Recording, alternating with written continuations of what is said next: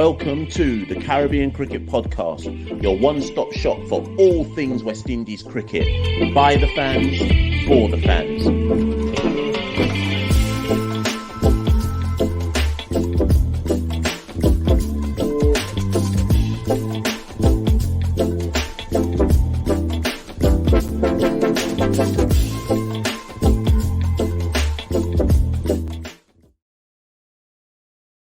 Yes. Ladies and gentlemen, welcome back to another episode of the Caribbean Cricket Podcast. I'm one half of the Caribbean Cricket Podcast, Machel and Santokie here. And with me, as ever, is my partner in crime, Santokie Nagalendran. Santokie, how you doing?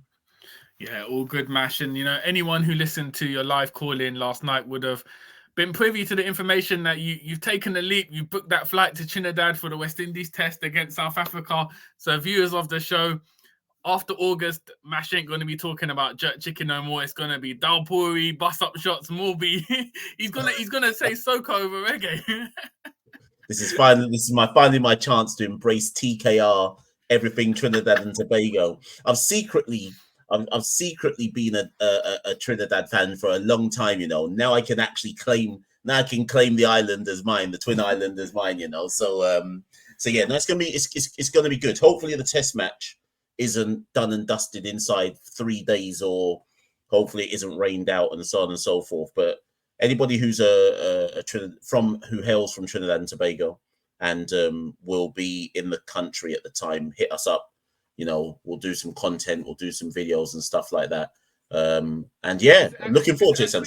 Is that a Queen's Park? Queen's Park Oval? Yeah. Yeah, see, that's a heritage ground. I've never been to Queen's Park Oval, so again, man, that's one of the legacy grounds. So it'll be an exciting trip, and yeah, I'm looking forward to seeing what content you get out there. But Mash, speaking of Trinidad, we're here to record a special episode on a Trinidadian opener, and sort of discuss his sort of career so far, and more so his place heading into the T20 World Cup. Now, if you said to me even a month ago, is it too late for Evin Lewis to play at the T20 World Cup? I'd be like, of course it is. He's not played for West Indies for over a year. He's not really anywhere around the setup. However, as we know, he was given the opportunity to feature in the West Indies A-team tour of Nepal. He turned it down. But he is currently in the training camp in Antigua with the West Indian players ahead of the South Africa series in Jamaica next week, building up to the World Cup. So, Mash, firstly, I guess this all points to Darren Sammy, essentially, by calling him up firstly for the Nepal tour, even though he declined, and then now putting him in the training camp. This suggests that the door isn't completely closed on Evin Lewis making a sensational return to West Indies ahead of the World Cup. Yeah, it's a really interesting one, Santokie. I'm with you that this clearly has to be Darren Sammy orientated, because it fits the modus operandi since Sammy came back into, or since Sammy took the head coach role. He's had conversations with Hetmeyer, brought him back into the fold. He managed to get Andre Russell back into the fold, tried and openly admitted that he tried to get Sunil Narine back into the fold. Now, if we are considering that Hetmeyer, Narine and Russell are 3 of the top 15 best T20 players in the Caribbean, then Evin Lewis also must be in that conversation, right? Evin Lewis in the context of T20 cricket, and I'm going to get this out there from the jump, Santokie. If we are talking about modern, still available West Indian openers at their peak, none of them are better than Evin Lewis. So it would make sense that Darren Sammy would look at Evin Lewis, look at what he's been able to do in the past, and say, I'm going to try and reach out to Evin Lewis as well. Yeah, I think as you pointed out, the quality Evin Lewis has means it's always going to be a temptation. In the last few years, we've seen him kind of have a love-hate relationship with West Indies selectors. So it's kind of been a checkered past for him at the moment. But as you said, Sammy, his job is to get the best performance out of this West Indies side. To do that, you've got to pick the best available players. As you said, with Carl Mayer's not picked, especially, you've got question marks over Johnson Charles and Brandon King's ability to perform. There's no other opener picked unless you shuffle someone else into that position. No specialist opener. So Lewis could solve a few problems, if he shows some form. I'm assuming he's going to get picked for the South Africa series in Jamaica. Surely it has to be, because that's a bilateral series, be a perfect opportunity to try him out. And if he comes off then we never know what might happen. He might get a late call up into that World Cup squad.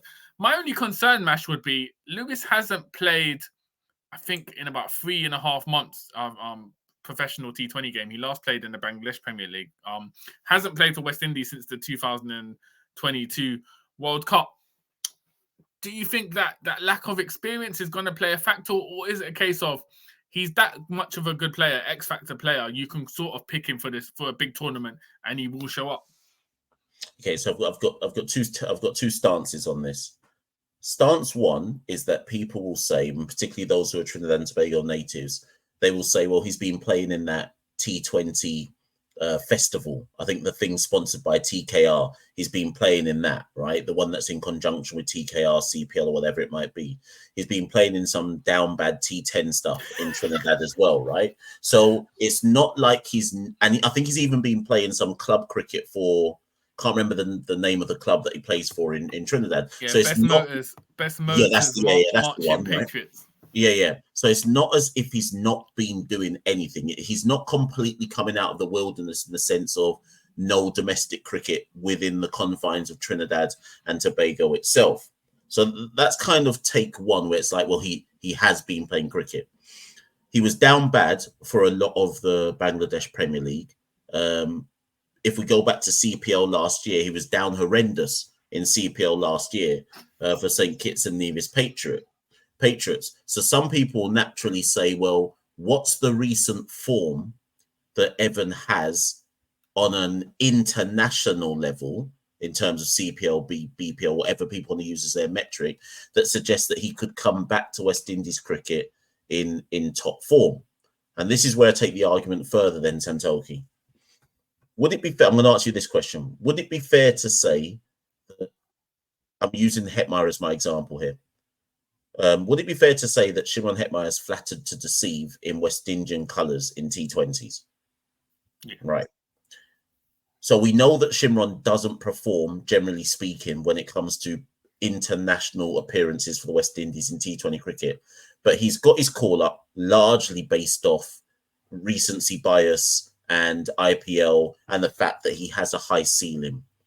Evin Lewis is the opposite. There's no recency bias to go off with Evin Lewis, but we know that he performs for the West Indies, generally speaking. So if the 2022 World Cup notwithstanding, if you go back through Evin Lewis's T20 career, he performs when it's time to play for the West Indies. So if we are looking at the ceiling in the context of, does this guy perform for the West Indies, I understand why Sammy would reach out to him and say, we've seen what he can do in the past.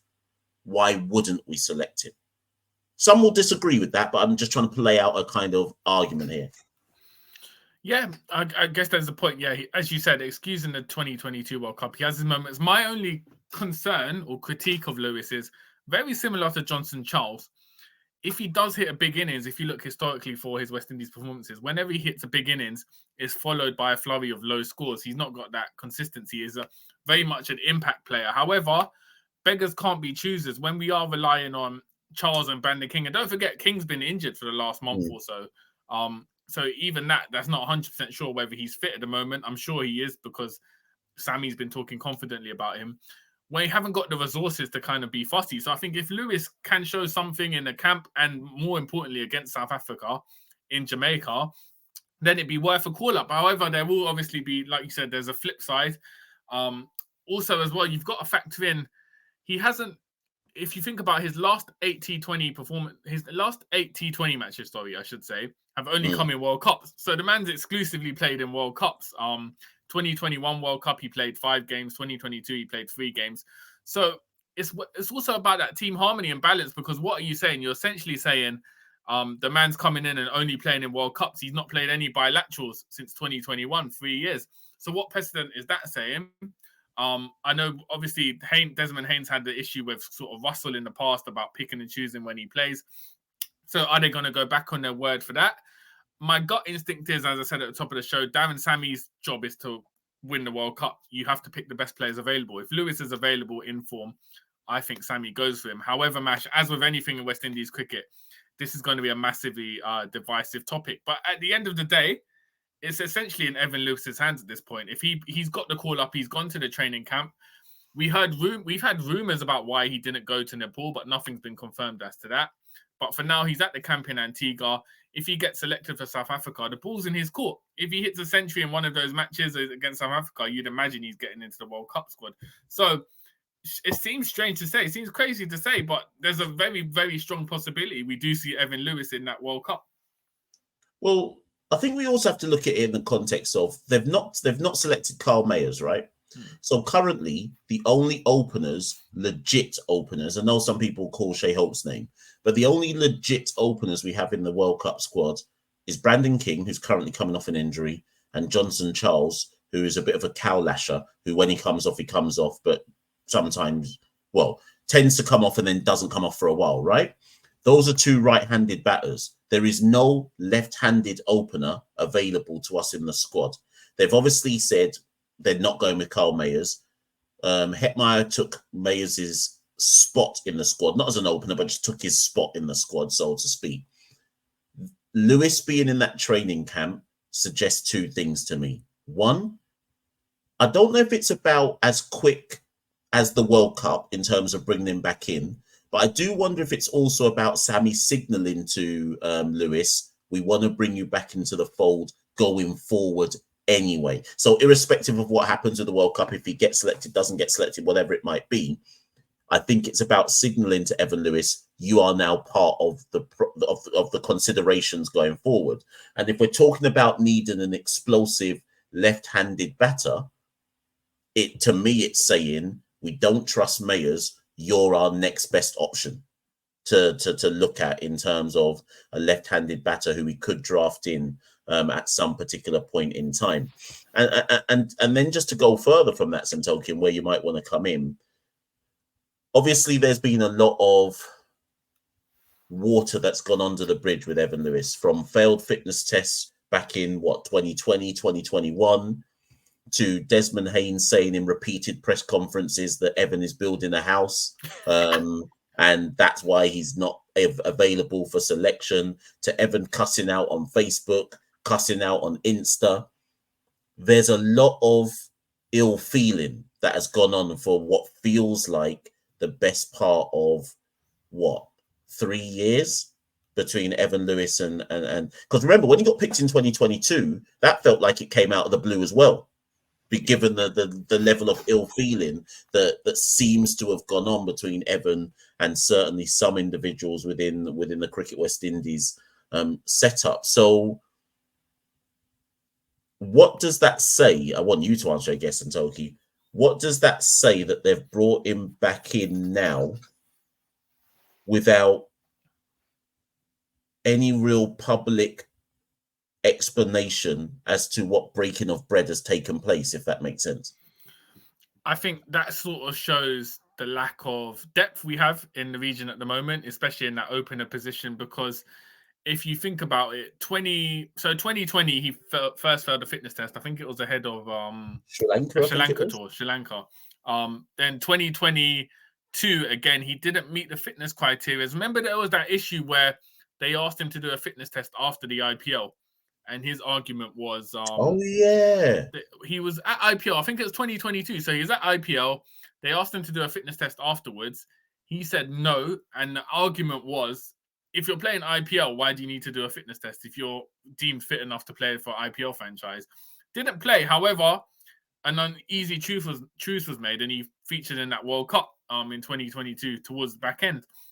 So again, this is similar. I think it's another uneasy truth. I don't necessarily think any bread will have been broken between Haynes and Lewis, and nothing's been publicly said. So I think it's just a case of, you know what, we need to get this guy in the side. We'll let bygones be bygones, and we'll overlook sort of any discrepancies that have happened in the past. Let's just get him into the side.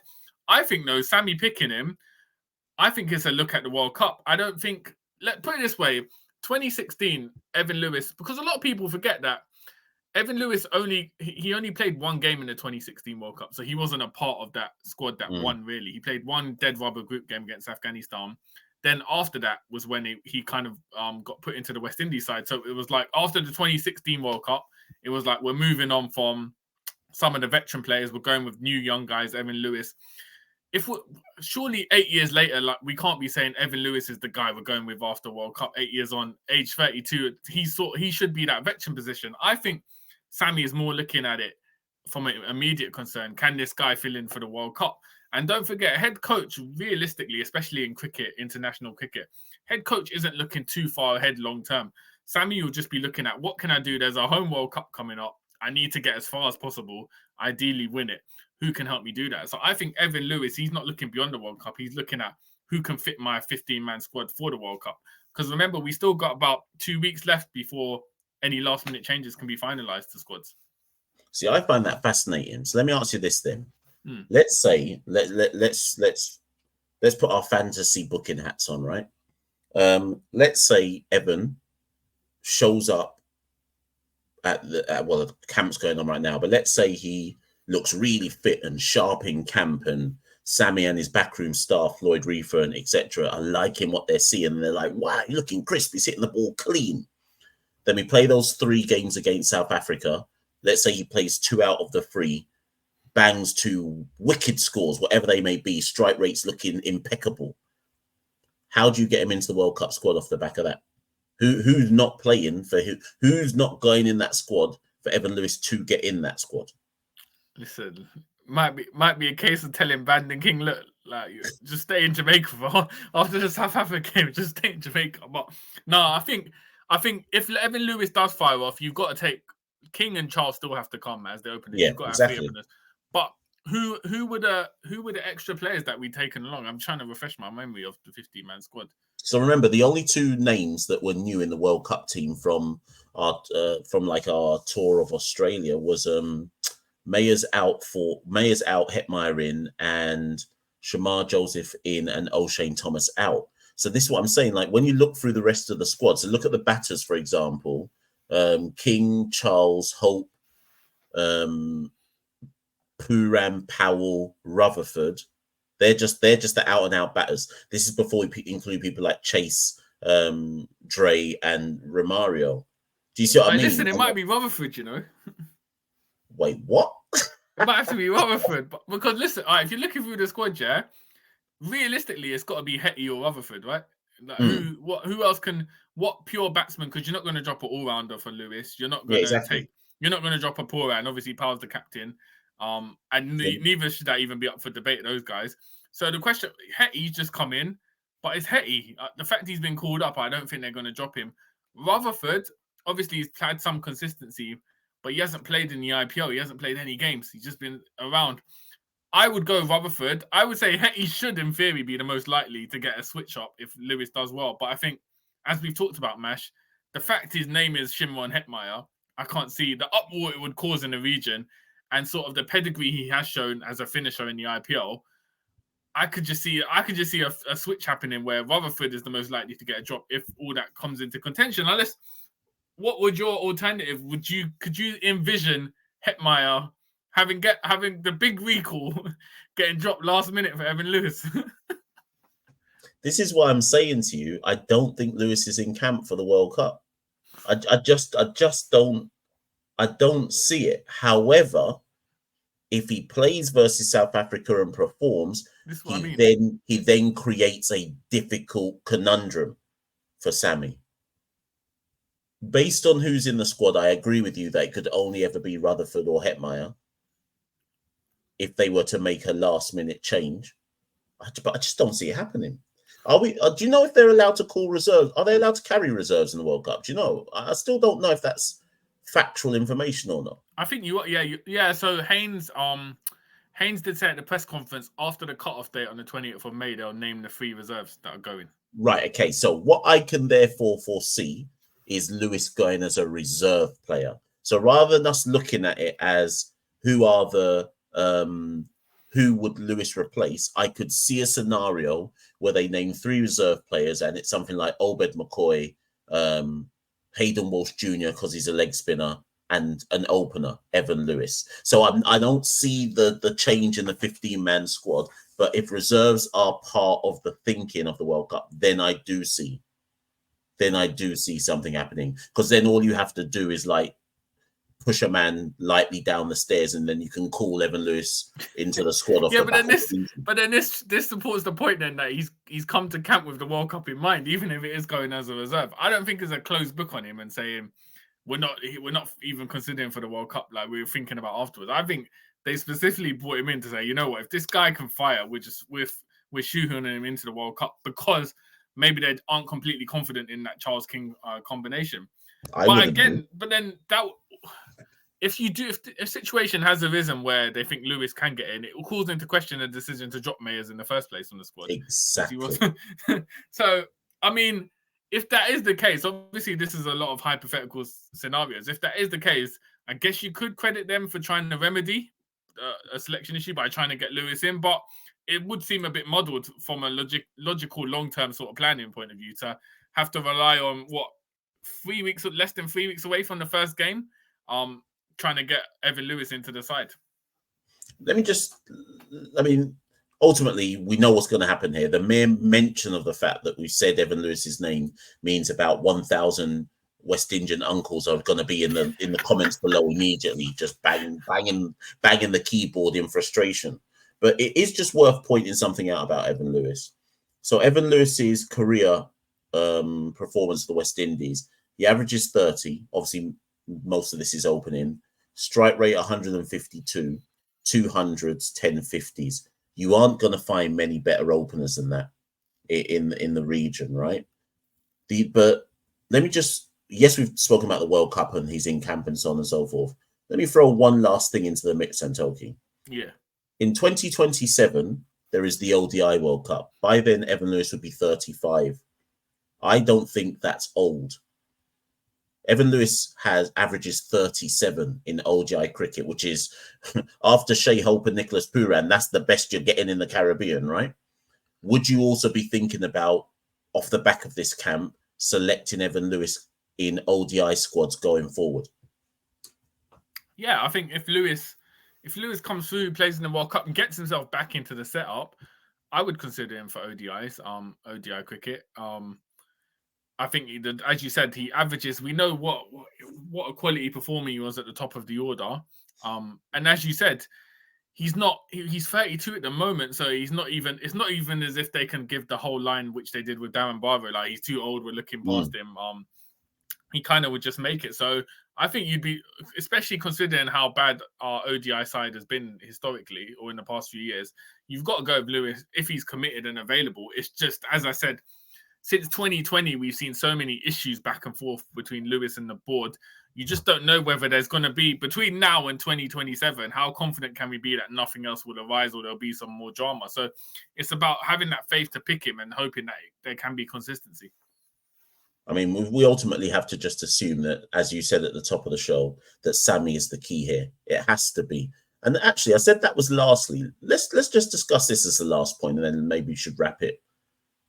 Assuming that Sammy is the reason why Lewis is back in the fold, if you were Desmond Haynes, how vexed would you be that somebody who it looks to us from an outside perspective looking in that you're beefing, or certainly at worst you're beefing, at best you're not communicating? How would you feel as chief selector that certain man, Dre Russ is another one, have come back into the fold when you've said in repeated press conferences that you're not really communicating to certain man and you don't know what's going on for them and so on and so forth? Is that just, do you just have to take the L? Fam, listen, since Darren Sammy took over, genuinely, has it ever felt like Desmond Haynes has been calling the shots on any of the squad selections? Exactly. It looks like these all look like Sammy's picks. Yeah. And I think it is Sammy's picks. I think Sammy's called the shots. I think Haynes, obviously, with the test side, you can see Haynes has had a clear input. He's quite vocal in what he says. I think with this, Sammy's calling the shots. I think it's a token role to say Haynes is the chief selector for the T20 squad. Because like you said, how are you saying you're not picking Russell? Oh, I'll get Nicholas Pooran to WhatsApp Narayan, and then Sammy's come in. Russell's called up. He said he's had a conversation with Narayan. Hetmeyer's back in the side. Lewis is back in the side. It's clearly Sammy's the one who's having overall say on everything. So, especially with Desmond Haynes' contract running out next month, end of the month, June the 30th, I just think in terms of his actual impact on selections, I think he's had a minimal role, and the fact that Sammy went last year, we winning big series against India, South Africa, England, I think that's justified that his selections or his way are the successful way to go. So I think Cricket West Indies have just backed Sammy in this regard. So I don't think Desmond Haynes has had much real impact on or say on who gets picked in the side. Yeah, I think fundamentally unless I'm mistaken, I think Des has started to hint at the fact that, well, his contract's not getting renewed. So I guess if you're Desmond Haynes, if West Indies do well in the World Cup, you leave in June saying, well, under my stint, we improved in this way, and we did, because that's what Roland Butcher's been saying. He's been saying, well, we improved in this way, we improved in that way. So Desmond Haynes could leave his stint next month saying, well, boy, we got to the World Cup semi-finals or World Cup final, and say it was all down to him. But that's why it was important to kind of just raise that point, because actually, from an outside looking in, it looks like, well, boy, Sammy's the one really driving what's going on right now. But if you're Desmond Haynes, your CV might look good. And if it doesn't, and then if the World Cup sucks, Desmond Haynes can come out afterwards, cut a heel promo, say that Sammy picked the squads, and it was nothing to do with him. I'm assuming Haynes' final act as, because like you said, there seems to be a finality around it in terms of this being the end of his kind of reign as selector. So that squad, the test squad for the England series, I'm assuming will be his final selection panel. So what we say, Mash, are you going to Trinidad? Is there ulterior motives? Are you going purely as a fan, or what's going on? Lead selector out here and up close in Trinidad in August. Listen, what you lot don't understand is that I'm actually going to Trinidad to sign contracts. That's what I'm pretending I'm going there to watch Test cricket. I'm going there to sign contracts to begin my role.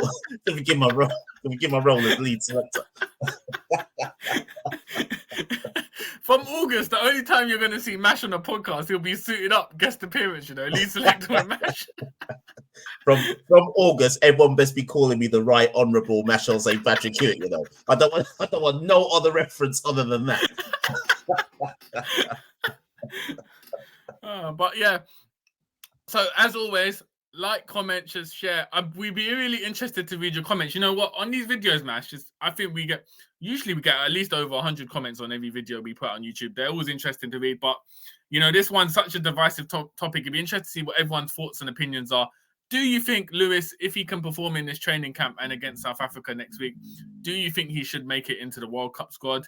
Who would you replace in the current 15-man squad? Let us know in the comments below. Like the video, share it around, share it to all the uncles in the region. Let's get the debate going. But Mash, we'll be back soon with some content. Obviously, the squads will be named, I'm assuming, in the next 2-3 days for that South Africa tour. We'll probably do a video looking at the squad there, analysing the South Africa matches. And then after that, we've had a slight vacation with the IPL going on. Everything's been a bit relaxed. From next week is full on with the home T20 World Cup kicking off, leading into the England series. So expect a lot of regular content from us. Keep an eye out. And as always, continue to support the Caribbean Cricket Podcast. Mash, I'll hand over the final words to you. Yeah. Santokie says, people like, share, subscribe. And as you can see on the ticker tape below, if you want to support the Caribbean Cricket Podcast, you can head to www.patreon.com/Carib Cricket. Every little bit helps, keeps us going, so on and so forth. You can see the brand new banners, by the way. Shout out to Devon, who has created the kind of new screen design. So you can see all the different handles that we're on: Instagram, X, TikTok. What's that one? Boy, I don't know. What's that? I don't know what that middle one is. Discord. Wait, hold on. Instagram, X, TikTok. TikTok. Listen, we're in the part. We're exposing our age. We're out here. Just know that we're out here, people, on all the platforms. Just search Caribbean Cricket Podcast, and we're out here. By the fans, for the fans. Listen, new content coming very, very soon. Stay locked in. Oh yeah, and also, Mash, one final thing. Obviously, a lot of people asking about West Indies, because they're playing the warm-up game at Beckenham, when we're going to be there. We'll probably put that out on social media. We'll try to organise a day where everyone can just link up from the Caribbean diaspora, even like just West Indies fans. Link up. It should be a good one at Beckenham Outground, and we've applied for media accreditation for the England test. So hopefully, we get that. If not, we'll be having to do guerrilla content outside the gates, locked off. What are you from the saying? stadium. We're gonna do like a Degeneration X invasion. Yeah, of no, WCW. tanks coming. So, guys, yeah, we'll keep everyone informed as always. The Caribbean Cricket Podcast family will keep everyone up to date as to what's going on with those matches in England coming up very soon. But as Mash said, thank you all for tuning in. Like, comment, share, subscribe. That's been us for another episode, and we'll see you on the other side very, very soon. Take care, everyone. Peace. We rule the cricket world. Now the rules seem coming. Welcome to the Caribbean Cricket Podcast, your one-stop shop for all things West Indies cricket. By the fans, for the fans.